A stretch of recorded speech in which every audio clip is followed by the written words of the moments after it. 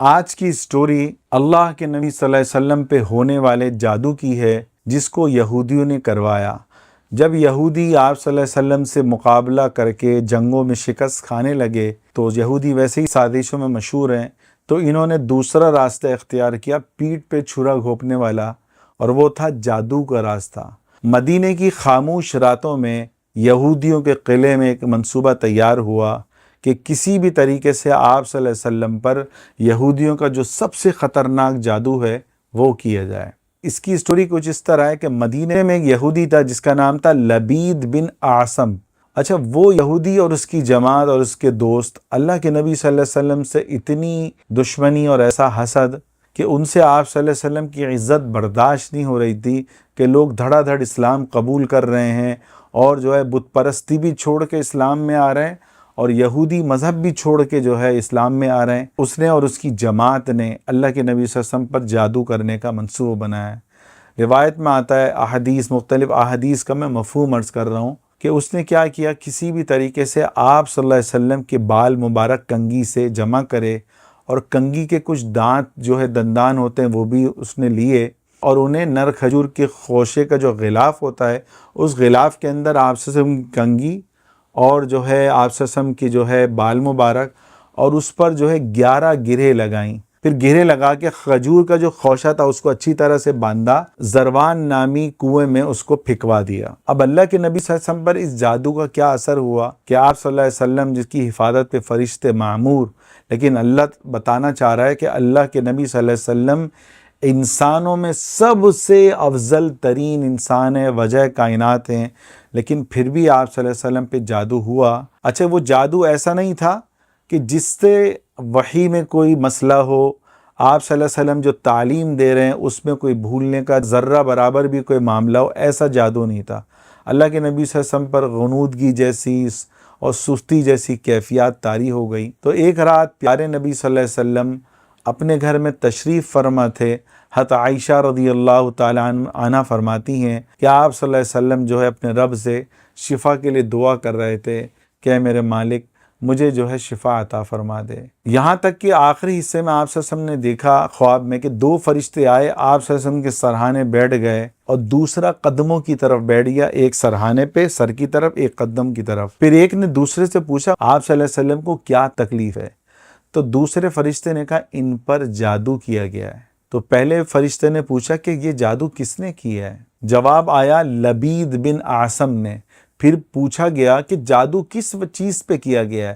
جواب آیا دونوں ایک دوسرے سے سوال کر رہے ہیں اور آپ سے کو جو ہے نا یہ پورا دکھایا جا رہا ہے منظر خواب میں۔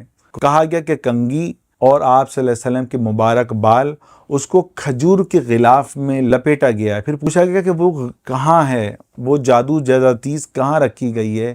تو دوسرے فرشتے نے کہا کہ زروان نامی کنویں میں۔ صبح ہوئی تو آپ صلی اللہ علیہ وسلم نے اماں عائشہ سے فرمایا کہ اے عائشہ، اللہ نے مجھے وہ بات بتا دی ہے جو مجھ پر چھپی ہوئی تھی، میں دعا مانگ رہا تھا کہ یہ میری کیفیات کس وجہ سے ہیں، تو اللہ نے مجھ پر ظاہر کر دیا۔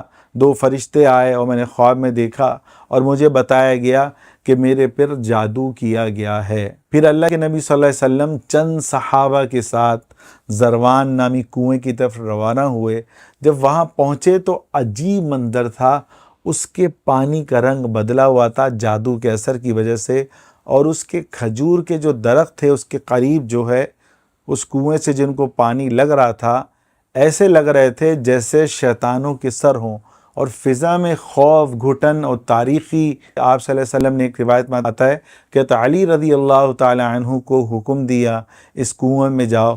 حضرت علی رضی اللہ تعالی عنہ کنویں میں تشریف لے گئے اور پھر جو ہے اس کنویں سے کھجور کا غلاف نکالا۔ آپ صلی اللہ علیہ وسلم کے سامنے وہ کھجور کا غلاف لایا گیا جس میں آپ صلی اللہ علیہ وسلم کے بال تھے اور کنگھی کے دندانے تھے۔ پھر اسی وقت 2 سورتیں نازل ہوئی اور قرآن کی آخری 2 سورتیں مضبوط اور طاقتور کہ اللہ نے بتا دیا اس واقعے کے ذریعے اپنے محبوب صلی اللہ علیہ وسلم کے کہ جس کسی پہ بھی جادو ہو جائے وہ سورۃ الفلق، سورۃ الناس پڑھے، اس کا جادو ختم ہو جائے گا۔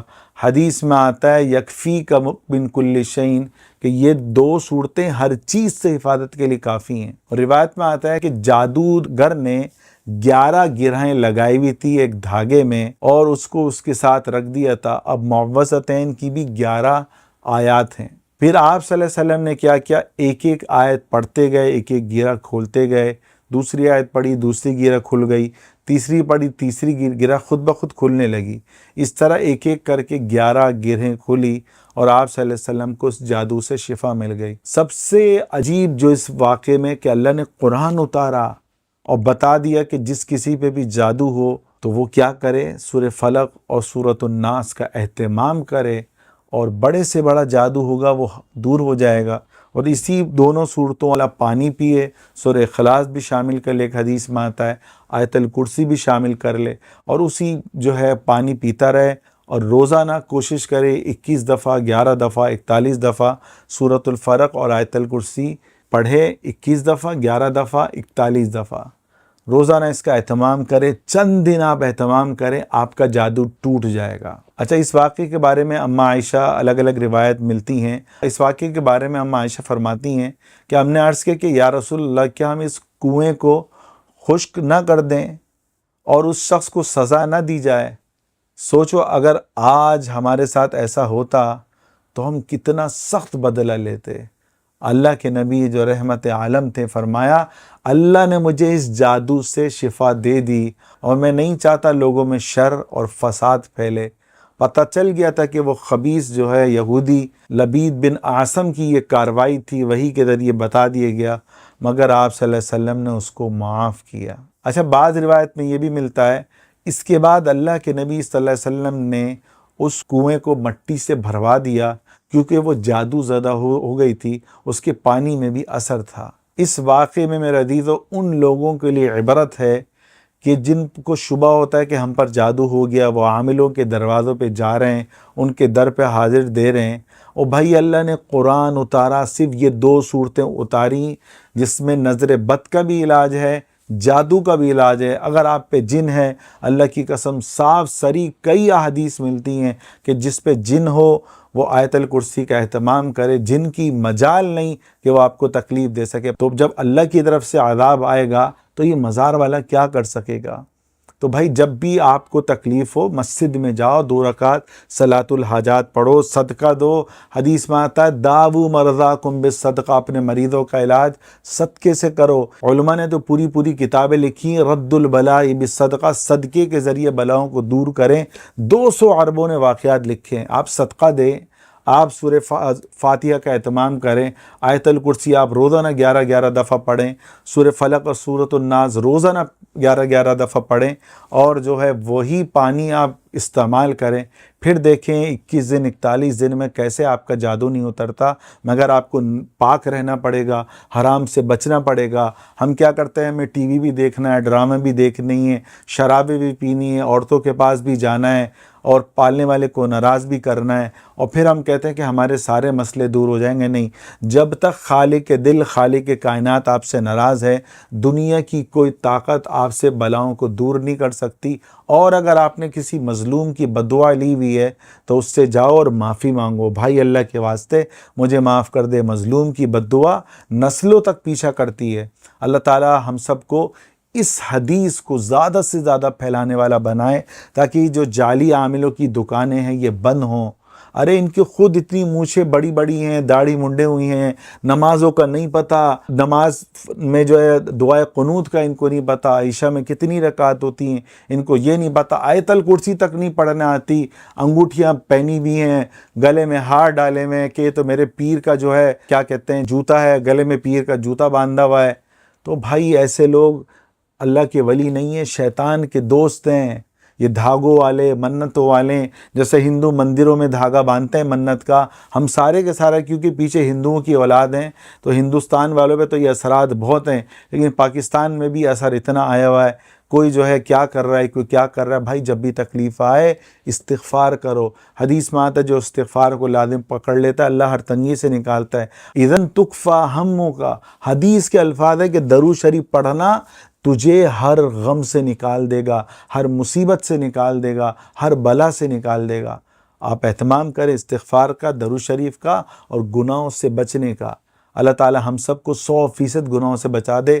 قرآن کی ایک آیت آخر میں غور سے سنیں، حدیث میں آتا ہے بعض گناہوں کی نحوست ایسی ہوتی ہے اس بندے کا رزق تنگ کر دیا جاتا ہے۔ قرآن کی ایک آیت سنیں، وَمَنْ أَعْرَضَ عَنْ ذِكْرِي، اللہ کہہ رہا ہے جو میری یاد سے اعراض کرے گا، میرا نافرمان بنے گا، قرآن کو بھول جائے گا، ذکر کرنا بھول جائے گا، استغفار کرنا بھول جائے گا، گناہوں میں ڈوب جائے گا، اللہ کیا کہہ رہے ہیں؟ فَإِنَّ لَهُ مَعِيشَةً ضَنْكَ، اللہ کہہ رہا ہے میں ضرور بضرور اس کی زندگی کو جگڑ دوں گا، تلخ کر دوں گا، اس کو کھانے میں بھی لذت نہیں ملے گی۔ تو بھائی جس سے پالنے والا ناراض ہو، خالق دل ناراض ہو، یہ دنیا کی تمام چیزیں اسے خوشی نہیں دے سکتی۔ یہ عاملوں کی کیا اوقات ہے، یہ مزار والوں کی کیا اوقات ہے کہ وہ آپ کی پریشانیاں دور کریں۔ اللہ تعالی ہم سب کو اپنے در کا بھکاری بنائے، نہ کہ کسی مزار والے کا بھکاری بنائے۔ ہم مزار والے کو مانتے ہیں، اس کی عزت کرتے ہیں، اس کی عزت ہمارے نزدیک اپنے والدین سے زیادہ ہے، لیکن مزار والے سے نہیں مانگتے۔ اللہ تعالی ہمیں مزار والے کی عزت کی توفیق دے اور مزار والے سے مانگنے سے بچائے۔ یاد رکھیں اللہ کہہ رہا ہے میں ہر گناہ معاف کر دوں گا، مگر جو شرک لے کے آئے گا، میرے ساتھ کوئی کسی کو شریک کرے گا، میں اس کو معاف نہیں کروں گا۔ اللہ تعالی ہمیں عمل کرنے کی توفیق عطا فرمائے۔ کوشش کریں بھائی، اس میں کئی حدیثیں بیان ہوئی ہیں، کیا پتہ کسی کے دل پہ لگ جائے۔ زیادہ سے زیادہ اس کو پھیلائیں، زیادہ سے زیادہ اس کو پھیلائیں۔ شیطان روکنے کی بھی کوشش کرے گا، لیکن اس کو زیادہ سے زیادہ شیئر کریں۔ اللہ تعالی ہمیں عمل کرنے کی توفیق عطا فرمائے۔